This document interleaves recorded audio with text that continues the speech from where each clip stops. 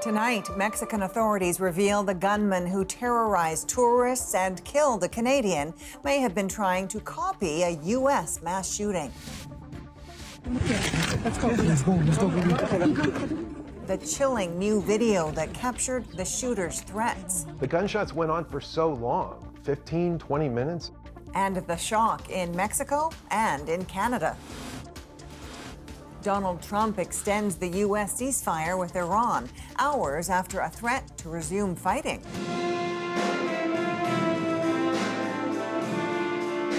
With both sides away from the table, where it leaves peace talks. Crowds and chaos. Drake's latest stunt to promote his album sparks a police response. They just controlled the crowds to make sure everybody was safe. Why fans, some armed with pickaxes, swarmed downtown Toronto. From CBC News, this is The National with Erica Johnson. Thank you for joining us. Investigators in Mexico are revealing more tonight about what may have motivated the gunman who killed one Canadian and injured 13 other tourists in a mass shooting on Monday. New video reveals what the shooter was ranting when he went on the attack, and authorities suggest he may have been inspired by an infamous U.S. school shooting that happened 27 years ago. Some of those injured remain in hospital, and the investigation is ongoing. Jorge Barrera is in Mexico tonight with the details now emerging and the chilling video providing new insight. Terrifying moments captured in this video. Verified by CBC News, a young boy is told to take cover as a group of tourists cower on Mexico's Pyramid of the Moon. The person filming hides the phone as the gunman in Monday's mass shooting threatens to kill them. "If you move, I will sacrifice you," he says, adding the historic site was not built, quote, "so you can take your shitty photos." Moments later, as he climbs the pyramids, the tourists flee. The gunshots went on for so long, 15, 20 minutes. I don't know how long it took, but we just kept saying to ourselves, like, how many bullets does this guy have? We were in front of a vendor, and somebody asked, was that gunfire? And the vendor said, yes, that's gunfire, run. The day after, National Guard troops patrol Teotihuacán, just outside of Mexico City, and investigators comb the scene of the horrific tragedy that left one Canadian woman dead. Our hearts go out to the family and friends of the individual who was tragically killed. Another Canadian, a 29-year-old woman, treated at this hospital after being shot. She's one of 13 injured. A moment of silence was held in their honor in Mexico's Federal Chamber of Deputies. Buenos días a todas y a todos. During Mexican President Claudia Sheinbaum's morning press conference, more details about the shooter and his apparent motive. Cuyo nombre es Julio César Jasso Ramírez. The Attorney General of the state of Mexico names the gunman who acted alone before taking his own life. Que se le puede conocer como copycat. It was a copycat shooting, said Jose Luis Cervantes Martinez. Imágenes manuscritos presuntamente relacionados. He says documents found in the gunman's backpack mentioned a violent U.S. act from April 1999, a likely reference to the Columbine High School massacre, also carried out on April 20th. In Teotihuacán, the gates behind me, the Pyramid of the Moon just beyond, a local worker tells me that security has been too lax for too long. This area visited by over 1.8 million people annually. And so, Jorge, what has changed now? Mexico's Security Secretary said today that security was tightened at all archaeological sites. This is a sensitive time for Mexico as it prepares to co-host the FIFA World Cup, and this isn't the first deadly incident to hit a tourist hotspot. In February, a violent backlash after the death of a drug lord put Puerto Vallarta on lockdown. Thanks for this. That's Jorge Barrera, about 50 kilometers northeast of Mexico City. The day before the ceasefire with Iran was set to expire, Donald Trump now says he will extend it. As Katie Nicholson explains, it's a starkly different tone from the U.S. president, who just hours before threatened strikes. As the U.S. president left a White House event to the tune of "We Are the Champions," not a word about the ceasefire with Iran he just agreed to extend. Donald Trump posting on social media, based on the fact that the government of Iran is seriously fractured, he would extend the ceasefire that was set to expire on Wednesday. I think they have no choice. That's despite threats to resume strikes just hours earlier on CNBC. Well, I expect to be bombing. The pause, Trump said, to allow Iran's leaders to come up with a unified proposal for negotiations. Negotiations that were expected to begin at this Islamabad hotel, empty and awaiting delegations that didn't come. Iran had been less than optimistic about the state of talks. Its judiciary chief acknowledging negotiations may lead nowhere and it may be necessary to return to war. There has been much saber-rattling as Iran railed against the U.S. military blockade of Iranian ports and vessels, the U.S. seizing a second sanctioned tanker overnight. Iran's foreign minister calls the blockade an act of war. Trump says it will remain in place. While the Telegram account of Iran's new supreme leader posted a slick military video saying Iran is ready to bring the enemy to its knees. Trump and Iran's leaders frequently publicly post threats and bargaining points, which this Middle East expert says may be undermining diplomacy.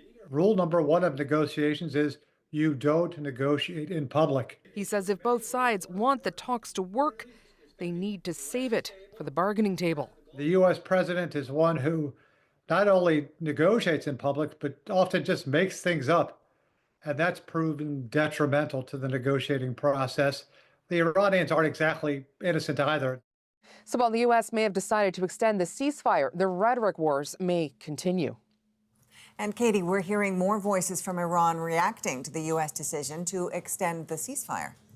Yes, an advisor to Iran's parliamentary speaker posted a reaction saying Trump's ceasefire extension means nothing, the losing side can't dictate terms, and suggested it's a ploy to buy time for a surprise strike. But the Pakistani prime minister thanked Trump for agreeing to extend the ceasefire in hopes that it's going to allow the work to continue to pave the way to a peace deal whenever that second round of talks happens. That's Katie Nicholson in Washington. Faced with fuel shortages and higher prices due to the war in Iran, German airline Lufthansa is grounding 20,000 short-haul flights. Europe's second-largest air carrier says the cancellations represent a 1% reduction in its passenger capacity and will save Lufthansa more than 40,000 tons of jet fuel. Last week, the International Energy Agency warned that Europe only has about 6 weeks of jet fuel supply left. Foreign Affairs Minister Anita Anand says she has summoned Israel's ambassador to Canada over the death of a Canadian citizen in southern Lebanon. We requested that Israel undertake a full and transparent investigation.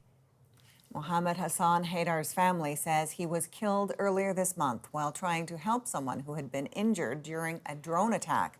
Anand's office says Israeli officials have indicated they will investigate.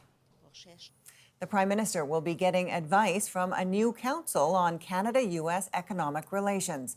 It comes ahead of a looming review of a critical trade deal with the United States. Ashley Burke explains who's in and the path ahead.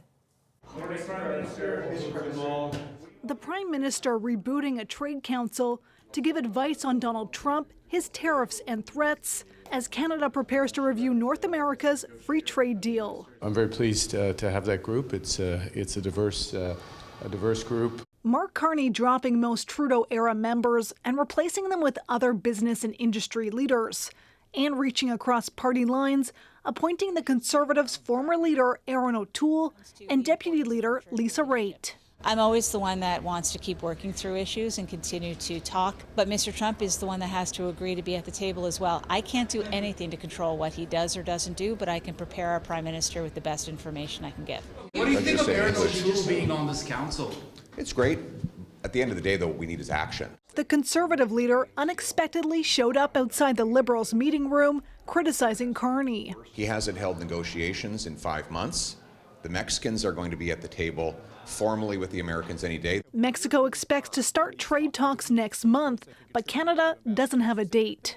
They had a longer list and a different list of issues to discuss with the Mexicans. We're going to get to that stage, David, when we're comfortable that the outline of a deal that's in Canada's interest is attainable. We're not going to sit at a negotiating table to get lists and lists of things, concessions that Canada's supposed to make. The government's top trade negotiator with the U.S. says Canada already dropped the digital services tax, retaliatory tariffs, and beefed up border security. The Canadian government has made some very significant, I would describe them as concessions, moves already. There's a lot, the progress is coming. So far, it's being pocketed. Janice Charette says Canada has made gains because of those concessions. She says her priority now is protecting the free trade deal and getting relief for Canadian sectors hard hit by Trump's tariffs. Ashley Burke, CBC News, Ottawa. King Charles reflected today on the current state of the world, saying that it might have troubled his late mother deeply. This as British royals celebrated what would have been Queen Elizabeth's 100th birthday. King Charles and Queen Camilla visited an exhibit dedicated to the late Queen's fashion. The milestone comes ahead of a highly anticipated and controversial visit next week by Charles to the United States. Briar Stewart explains. As King Charles marked what would have been his mother's 100th birthday, he reflected in a video message on how much has transpired since her death 3.5 years ago. Much about the times we now live in, I suspect, may have troubled her deeply. Against all the geopolitical turmoil, the king is about to embark on a closely watched state visit to the U.S., a trip that many Britons are divided on. A survey found that nearly half of all Brits think the King and Queen's visit should be cancelled. The trip was planned to help the U.S. celebrate its 250th anniversary of independence, but it's hard to escape the current political backdrop. U.S. President Donald Trump got the royal treatment when he was hosted in the U.K. last fall. Since then, the relationship has soured. I'm not happy with the U.K. either. Trump has lashed out at Prime Minister Keir Starmer repeatedly because of the UK's refusal to get involved in Washington's war with Iran. And then there's the controversy over Jeffrey Epstein. The now former Prince Andrew was stripped of his royal titles because of his connection to the convicted sex offender. Andrew was accused of forcing Virginia Giuffre to have sex with him, which he denies. Some are calling for the king to meet with Epstein's victims during the trip, but that won't be part of the itinerary. By going over to the United States, that to some extent is going to be dragged up again. This political scientist says the royal visit does carry some risk given Trump's unpredictability, and that any benefit will likely be short-lived. We saw previously when Keir Starmer pulled out the letter inviting Trump to the UK that it didn't really in the end save him from the ire and the mockery of the president. But the British government is hoping that the monarchy and all of its pageantry can help stabilize what's become a rocky relationship. Briar Stewart, CBC News, London. Toronto police were called in last night after crowds descended on a massive ice installation downtown. It's part of a promotion for Drake's new album. And as Jamie Strachan explains, it's not the only stunt from the rapper that has caused commotion in the city. This is for Iceman, bro! In the end, Drake fans got what they wanted, a release date for the rapper's long-anticipated album, even if the result was clearly contrived. It's here, guys! A social media influencer digging the date out of a massive block of ice before driving it to the Toronto rapper's house. The publicity stunt capped a whirlwind 24 hours of disruption in Toronto. After the rapper posted an Instagram story of the ice in a private downtown parking lot, fans flocked. Release date inside, he teased. It's very important that we see this release date. I got a little baby hammer in my pocket, just in case. Others came with pickaxes. A few fans even brought blowtorches, climbing to the top. Toronto police weren't quite as enthused. With chunks of ice falling, they cleared the area. When officers got on the scene, Essentially, they just controlled the crowds to make sure everybody was safe and that people came off the ice sculpture. Drake has promised a new album for more than a year, churning anticipation in recent days with over-the-top stunts. Last week at a large suburban Toronto park, a thunderous explosion lit up the skies, which Drake shared on Instagram. Police said it was tied to a permitted film shoot, but it prompted fear. We're talking about a massive explosion and mushroom cloud, a flaming mushroom cloud going hundreds of feet in the air. And many people thought it was an industrial accident or a plane crash. But how far is too far? A music PR expert we spoke with says these stunts are actually pretty successful. I think it's really refreshing to see somebody using a good old-fashioned marketing gimmick to cut through the clutter. Now, for fans, the question: will the album match the hype? Jamie Strachan, CBC News, Toronto. A security guard is in stable condition tonight after being shot while responding to a jewelry store robbery in a Toronto mall. As the suspect was fleeing, he was confronted by a member of the mall's security team. During that interaction, the security guard was shot. It happened just after opening Tuesday morning at Fairview Mall in the city's North End. The guard was rushed to hospital with serious injuries. The suspect made off in a van with an unknown quantity of jewelry. ChapGPT and its parent company, OpenAI, are facing a criminal investigation tied to a deadly shooting at a Florida State University last year. My prosecutors have looked at this, and they've told me if it was a person on the other end of that screen, we would be charging them with murder. Prosecutors say ChapGPT offered advice to the accused shooter, including what type of weapons and ammunition to use. 2 people were killed and 6 others were injured. In a statement, OpenAI says it is cooperating with authorities, but says it is not responsible for the crime. After years of springing forward and falling back, Alberta and the Northwest Territories say they are joining the other Western provinces in ditching twice-a-year clock changes. Erin Collins explains why now and how residents are reacting. For this Alberta grandfather, time will now stand still. Clocks across the province will no longer swing forward and back. Whenever there's a time change, without a doubt, just like clockwork, we get a customer who calls in, you know, I cranked my clock back and now it's not working. Still, those customers divided on the move. I don't got to get up any earlier now to go to work once a year. I'm not a fan of it because I'm an early riser, and I heard that in the winter now it's going to be 9 a.m. till the sun rises. Alberta has flirted with scrapping seasonal time changes before, narrowly defeating the idea in a referendum in 2021. The government deciding now is the time to act. If the House passes the bill, then yeah, it's fair to say Albertans have changed their clocks for the last time. Alberta following BC, which ran out the clock on the time change debate last month. We are finally here, probably to the great relief of most British Columbians. Perhaps a sign of the times out west. The Northwest Territories now saying they'll ditch time changes too. But Saskatchewan is the real pioneer here, passing the Time Act in 1966, waiting 60 years for its western neighbor to see the light. But permanent daylight saving time could have a darker side for some Albertans. On the shortest day of the year, Edmontonians won't see the sunrise until nearly 10. The ones that will suffer the most will be the night owls that have that 8 to 4 or 9 to 5 job, that they're already getting up earlier than their body wants. Alberta sticking to one time will bring the country a bit closer together, sort of. During the winter, at least, Albertans will be an hour closer to Ontarians, even those in Ottawa. Back at the clock shop, the shift could have an added bonus. I look around here, I see a lot of clocks. One would think not having to change them twice a year is good for you. Yeah, it definitely saves us a lot of time. Time saver. Yep. Erin Collins, CBC News, Calgary. Fresh off Canada's role in Artemis 2, steps are being taken to give the country's space program a big boost. These are things that Canada cannot permit itself to fall behind on.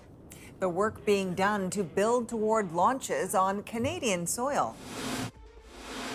Tourism's booming in Japan, but not without consequences. The quality of tourists are getting lower and lower each year. Why some sites are turning people away. And an illuminating moment courtesy of fireworms. It's pretty rare to see in person because you just have to be at the right place at the right time. We're back in 2.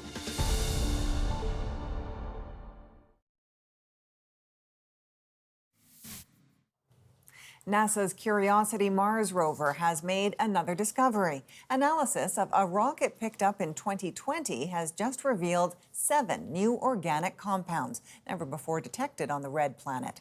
Experts say it's not proof Mars ever harbored life, but it's evidence it may have been habitable at some point. The federal government is moving to set the stage for space launches from this country. As Rafi Boudjikanian explains, Canada currently relies on other countries to get our satellites into orbit. Booster ignition and liftoff. On the heels of the incredibly successful Artemis II space launch, Canada says it's taking its own small steps toward a giant priority, increasing this country's sovereignty in space. Canada is the only country in the G7 to not have its own space launch capabilities. And liftoff of Falcon 9. Go SpaceX, go Twilight. Right now, Canadians rely on launch pads in other countries to get satellites into orbit. The Transport Minister wants to change that with new legislation that would allow Ottawa to create rules, safety and security requirements around homegrown launches. For telecommunications, for mapping, for geolocation, you've seen, of course, in the conflict in Ukraine. These are things that Canada cannot permit itself to fall behind on. Artemis II marked a major milestone for Canadian collaboration in space. Jeremy Hansen teaming up with U.S. astronauts to fly farther from Earth than any previous crew. I spoke to the president the other day. I think he may have mentioned just how proud we are. But this aerospace exec says it's about time for Canada to be able to launch satellites independently to help with everything from defense to tracking wildfires. We do rely completely right now, for all intents and purposes, on the United States. And if I were to scope that down even further, we really rely on SpaceX and Elon Musk's companies in order to do this. The legislation has now been introduced in the House, but the government says not to expect liftoff from Canadian soil for another 2 to 3 years, while it builds capacity at 2 spaceports in Nova Scotia and Newfoundland and Labrador. Rafi Boudjikanian on CBC News, Ottawa. Is a system built to ensure all Canadians have fair access to public services causing disproportionate harm? Alberta's done, right? We need somebody to notice our needs. How equalization works and why some provinces say they're being shortchanged. And a heated debate, Donald Trump unfit for office or simply unconventional? What he's trying to do is make sure the American people are safe. The National breaks down the stories shaping our world. Next.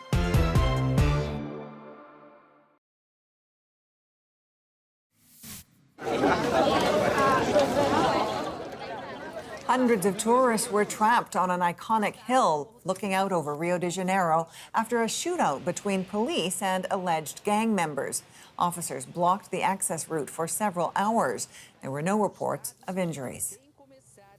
Japan is seeing a surge in tourism. 40 million people visited the island nation last year, many drawn by stunning images they've seen online. But as Malone Mullen shows us, those travelers are overwhelming smaller communities and turning charm into chaos. Blossoms, a shrine, Mount Fuji in all its glory. It's a postcard for Japan, and everybody wants it. Officials in Fuji Yoshida say that photo went viral about a decade ago, and ever since, this small town has been drowning in visitors. Up to 13,000 tourists a day clamor for this one shot. And while they wait for hours in line, they also litter, make a lot of noise, and even use nearby lawns as bathrooms. Town officials say it used to be quiet around here. They're doing their best to deal with the changes by closing roads and installing portable toilets. and they made international headlines for canceling this year's Cherry Blossom Festival. They're calling the problem tourism pollution. So you can really see the extent of this problem here in central Tokyo. I'm at a crosswalk that's gone viral for being extremely busy, but these days it's extremely busy because of tourists taking videos of other tourists. The quality of tourists are getting lower and lower. This tour guide attributes the shift to a weaker yen and online trends. They want to eat the same food, they want to go to the same attractions, and they want to shoot the same Instagrammable photo. People are climbing into... That's what Lauren Siegel has been studying, the Instagrammability theory of over-tourism. You see a beautiful place online, it's geotagged, so you know exactly where the picture was taken. You then travel to that same place, create the same type of content while you're there, often disrupting local life. But some communities are pushing back. A historic district in Kyoto has banned foreign visitors from its ancient alleyways. And another town installed barriers to prevent people from snapping pictures of a viral convenience store. The growing hospitality industry is creating jobs. Besides, it's not rubbing everyone the wrong way. We're used to it. Every year, he says, people will come. It can't be helped. Malone Mullen, CBC News, Fuji-Yoshida, Japan. Tonight in The Breakdown, understanding Canada's equalization payments and a partisan call for action as questions swirl about Donald Trump's fitness. We're looking at all constitutional means to rein in Trump. Why critics want Republicans to invoke the 25th Amendment and end Trump's presidency. But first, it's hard to get it perfectly right. Federal equalization payments are back in the news, but how does the system really work? It's best to think of it as a spreadsheet. Time to sharpen our pencils. Lindsay Duncombe digs into the formula, the calculations, and why its application is sometimes misunderstood. In Alberta, equalization is often a dirty word. The fact is, Alberta taxpayers can no longer be asked to continue to subsidize the entire country through equalization and federal transfers. Shorthand for getting shafted. Under this scheme, taxpayers are getting the short end of the stick. Long-standing complaints, now part of a push by some for separation. Alberta's done, right? We need somebody to notice our needs. But much of what's being said online and by politicians simplifies a complex calculation. A complicated program that is difficult for Canadians to understand does lend itself to being both misunderstood and mischaracterized. And it's tough to say if something is fair or not with all that spin. The whole idea behind equalization is that Canadians should have roughly the same level of government services no matter where they live. But provinces don't all have the same ability to raise revenue. The Constitution says equalization payments are to provide reasonably comparable levels of public services for reasonably comparable levels of taxation. Arguments about how to share Canada's wealth are pretty much as old as the country itself. Canada has had some kind of equalization between provinces since Confederation. It was formalized under Louis Saint Laurent in 1957. The current system was enshrined in the Constitution back in 1982. Explaining how it works takes math, so let's bring in the University of Calgary's Trevor Toome. Can you write it down like this plus this equals that, or how long is the actual formula? It's a multi-step calculation, so it is not just one formula. So it's best to think of it as a spreadsheet where you have calculations being done at one level that feed into yet more calculations done at another. Before we get to the calculations, let's talk about what equalization is not. It is not the only payment from Ottawa to the provinces. There are actually three main federal transfer programs: the Canada Health Transfer, the Canada Social Transfer, and equalization. There are no strings attached to equalization. It can be spent any way a province wants. And here's the big misconception. Provinces do not pay in to equalization. Equalization payments come from federal taxes raised from individuals and businesses. Because there are more people paying higher taxes in wealthier provinces like Alberta, those provinces are net contributors to the program. But no one province is writing a check to the feds. This is the same equalization formula that has had Alberta paying $20 billion a year net to the rest of the country. If that surprises you, don't beat yourself up. Toom says politicians have played up the idea that Alberta pays for the rest of Canada through equalization for years. When especially leaders are playing off that misunderstanding to make claims to the effect of Alberta paying into equalization, for example, that's problematic because then it then sows opposition to a program when there might not otherwise be that opposition. Now, that doesn't mean how it works isn't controversial. It is. And that's because of how the payments are determined. Now it's time for math, and I'm simplifying here, but the first calculation is each province's fiscal capacity. That includes ability to raise taxes and resource revenues. An economy that is stronger will generate more income. Alberta's government would generate about $18,000 per person in revenue, whereas at those exact same rates, PEI would generate about $8,000 per person. So Ottawa calculates the average with some adjustments. This year, that's roughly $12,000. Those provinces above the national average don't get equalization, and those provinces below do. Here's what that looks like. The maritime provinces, Quebec and Manitoba, will receive equalization payments. BC, Saskatchewan, Alberta, and Newfoundland and Labrador will not. And a note on Ontario. Yes, Canada's economic engine receives a relatively small amount of equalization, despite its fiscal capacity being slightly above average. That's due to changes in the equation made back in 2008. And yeah, some argue it's not fair. A program that aims to ensure that Canadians everywhere have access to similar public services, that sounds pretty fair.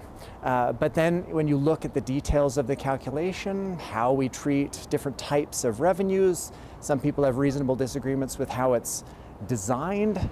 Perhaps the most simple of those disagreements to explain is how the formula treats resource revenues. I think Albertans are frustrated with equalization as it relates to their broader relationship with the rest of Canada. Let's bring in Tegan Hill to explain that. She's the Alberta director of the Fraser Institute. The equalization formula counts your actual resource revenue. So it's underestimating Quebec's ability to raise revenue through its electricity provision. Here's the thing, that complicated formula used to calculate each province's fiscal capacity adds up actual resource revenue, but hypothetical ability to collect tax.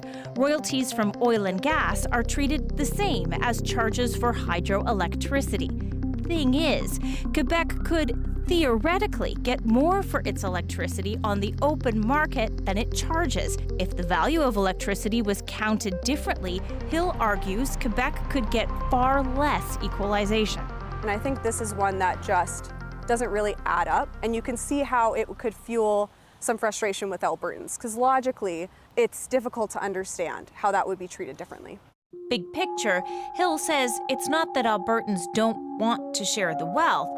Many just have problems with how it's shared, especially when many believe Ottawa is standing in the way of the engine of all of that growth, with policies that limit oil and gas development. This is a challenging program. We've seen reforms throughout history. It's hard to get it perfectly right, but there are clearly some outstanding quirks that could be meaningfully addressed. The federal government is facing some pushback from a political ally. The Premier of Newfoundland and Labrador says he's going to take the government to court over equalization payments. And it's not just Alberta that wants to see changes. Newfoundland and Labrador is suing Ottawa. Its population is aging, spread out in remote communities, and it argues it should get more equalization to address increased need. Toom says that might make sense. I think we talk about federal transfers in Canada endlessly, right from the very beginning. That's natural and healthy in a country as vast and diverse as Canada. Those conversations may be heated, polarized, and loud. But the one thing they're not? Simple. Now, the equalization formula isn't set in stone, Erica. In fact, it's reviewed periodically every 5 years. The next renewal has to take place before March 2029. Professor Toom tells me the last time there were any big adjustments to the equation was almost 2 decades ago. So he suggested with these concerns, especially around an aging population, we could be due for an update. Now, we know that equalization can be a motivating factor for separatists in Alberta, so where is that movement at, Lindsay? Well, it's stalled for now. Stay Free is the group gathering signatures to prompt a referendum on the issue. It says it's gathered more than the 177,000 or so signatures it needs, but that hasn't been verified. The deadline is coming up May 2nd, but something else is happening. The Sturgeon Lake Cree Nation is in court challenging the notion that any province has the right to separate from Canada. The judge in that case has put a stay on verifying the signatures until she rules on that. Okay, thanks for this. Lindsay Duncombe in Vancouver. Coming up, after Trump's threats to wipe out Iran's entire civilization, Democrats muse about the constitutional tool to oust him. I think it's very clear that Donald Trump is not fit to serve as president and commander-in-chief. Why the political push to use the 25th Amendment against Trump might not be practical. Next.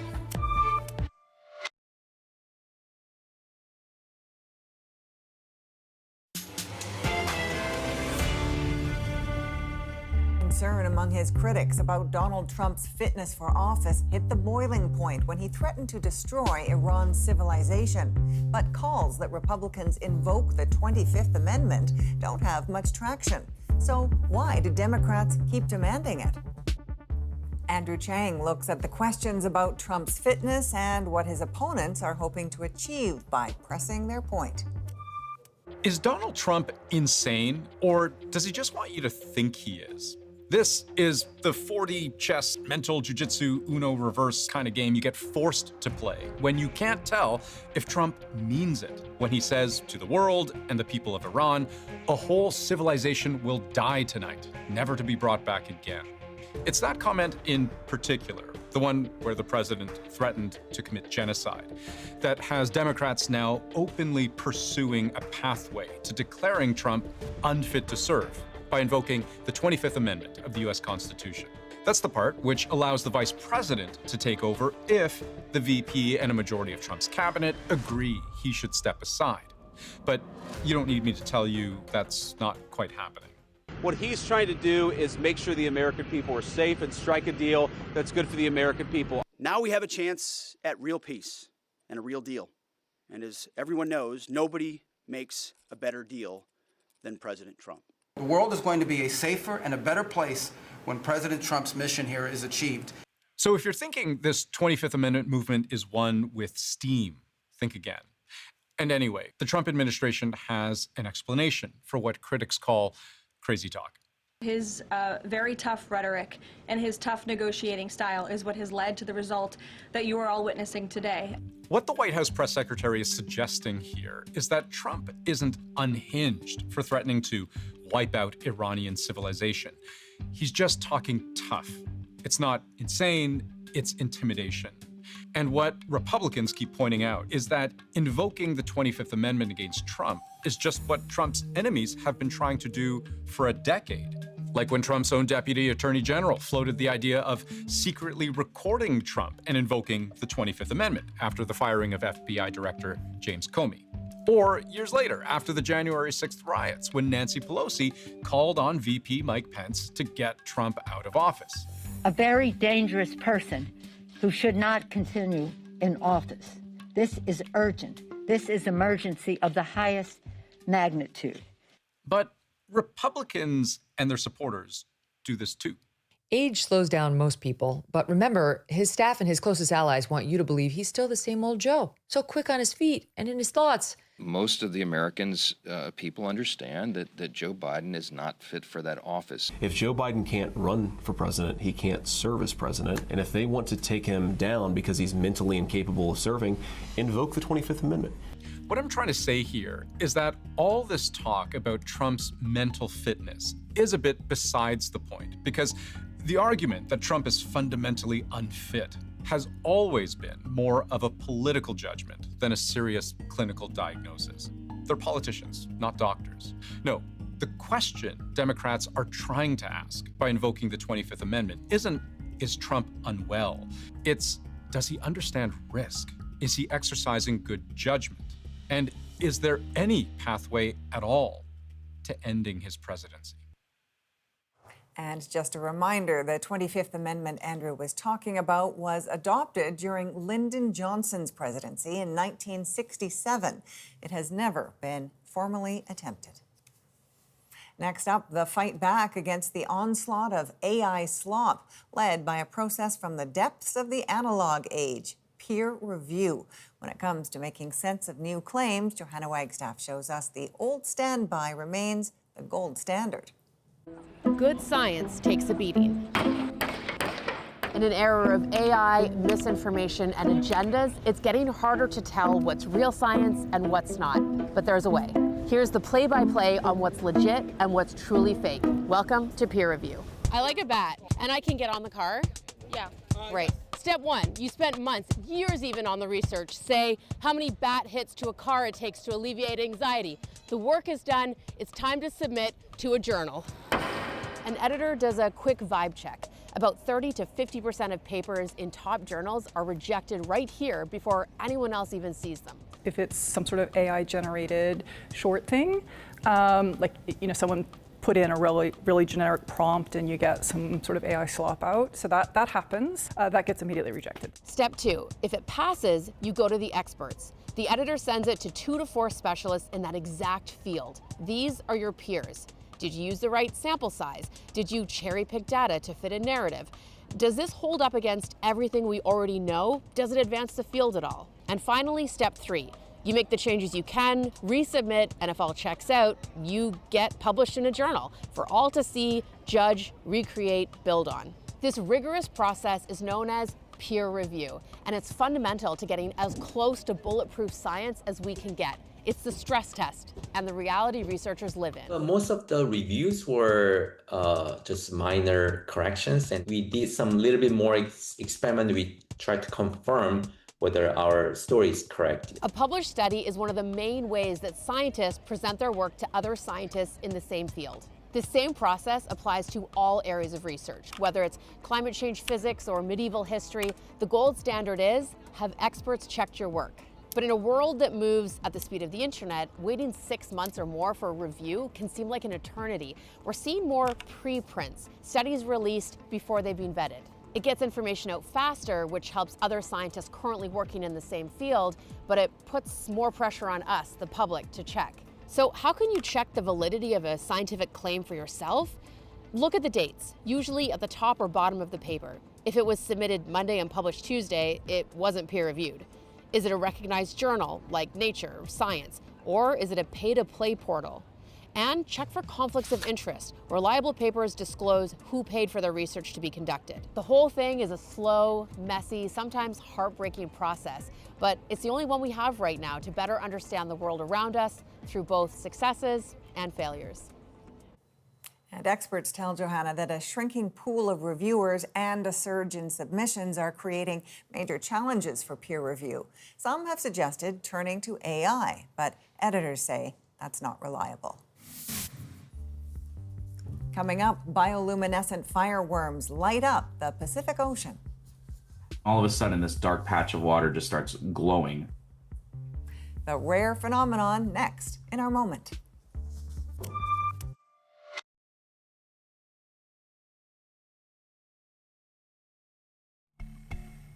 You're looking at a bioluminescent fireworm in Long Beach, California. It's an organism in the ocean that glows during mating season. A rare spectacle only lasts about 30 minutes, but Patrick Coyne was able to capture it on camera. And now the glowing display makes our moment.